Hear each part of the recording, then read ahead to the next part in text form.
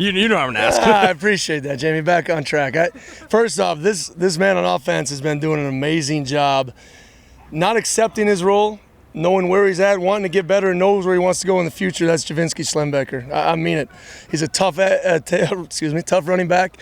Special teams has been amazing. His effort has been awesome. Then defense, a young guy, Bobby Terrell.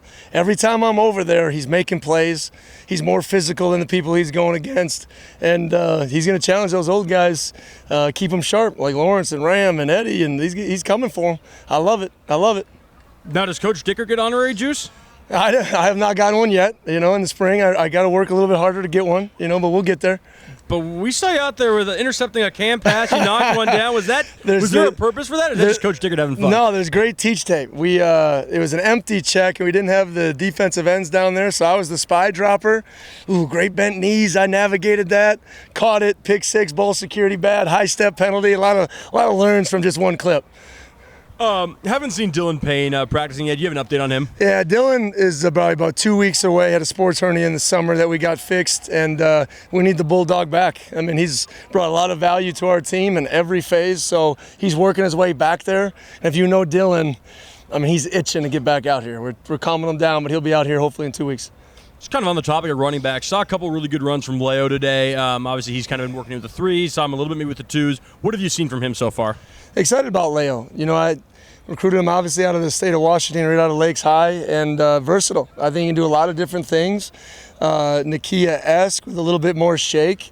But I've been really impressed with that group with Jalen Jenkins. To the intangible piece, how hard he's been working, how disciplined he's been from the process. He's really learned a lot, and I think we got a weapon there. It seems like DT had a pretty nice practice, catching some balls over the middle. What did you make of his practice today? Well, I think receiver group as a whole, we're still working for consistency, and we can't just show up when the lights turn on. I was happy with that in the spring and the scrimmages. Man, we really showed up and made a lot of plays, but instincts are the mastery of habits, and I want these guys to form habits, and I think DT has learned a lot. He can be explosive. He is a nightmare matchup in man coverage in the slot.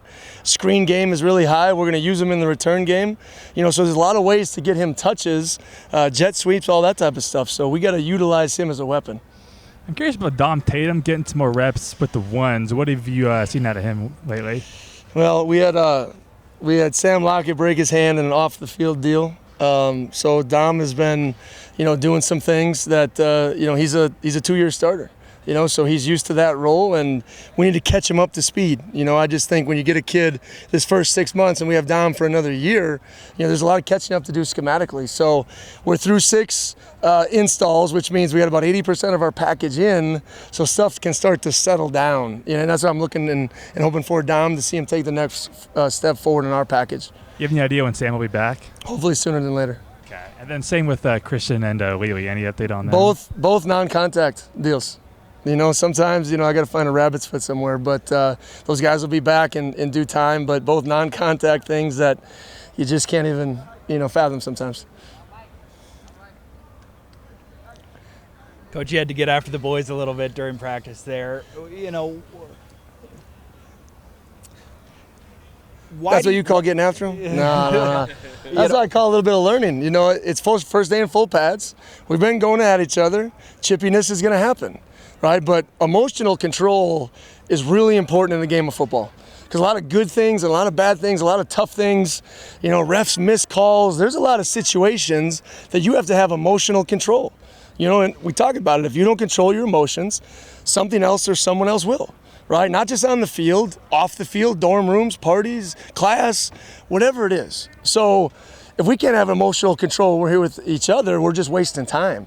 And I understand chippiness and a couple little scuffles, but when we can't get plays run, that's not what we're out here to do. So we got to learn from those situations and move forward.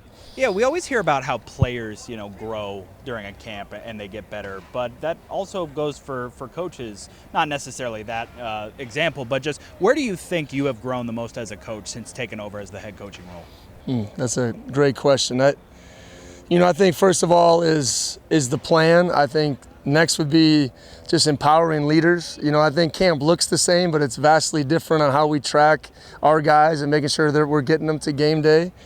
And just letting the guys know that I trust them every day. I think that's really, really important.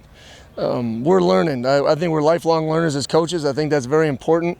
Even for our coordinators, I like to put them out here and call it situations that prepare them. Like at the end of practice today, we were working sequencing, right? Third downs have crossed the logo.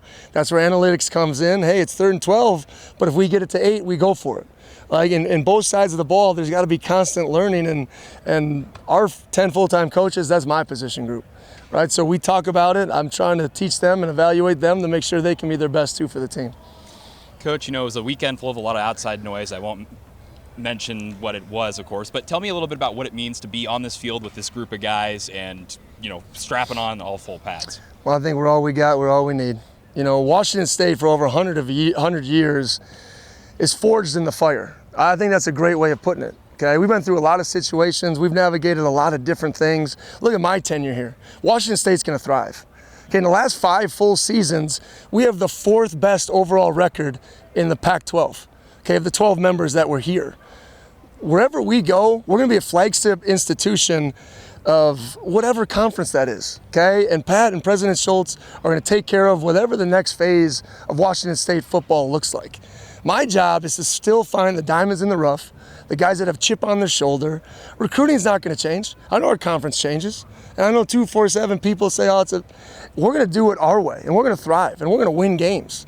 So we've done a lot of great things here, and we're going to continue to do those things. I'm beyond excited to represent Washington State in this new phase of where we're going. I know there's uncertainty, but my job right now is faith, trust, and belief.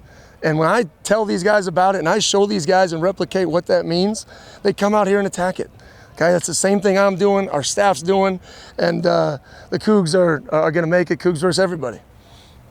Yeah, Coach, you mentioned, at least today in practice, you wanted to get the wide receivers to be more instinctual and learn better habits. But last year it was a big theme for you guys. Like the injury bug that hit that wide receiver room, and in the offseason, all the departure. It seems like that, especially this offseason, you guys have worked and seems to be paying off, developing not only getting a good group of starters, but also depth as well. We saw Carlos today, have a really solid practice. Josh Meredith has put together a really good fall so far. So, from the receiver room, what's it like to, have those starters come in and, perform really well overall, and then develop the depth that, kind of plagued you guys last year? Well, I think you need a deep roster at every position. I think wide receiver and the 10 personnel sets and the 0 personnel and how we can utilize guys in different ways. Josh Meredith, like I said, he's really established himself, had a great camp so far.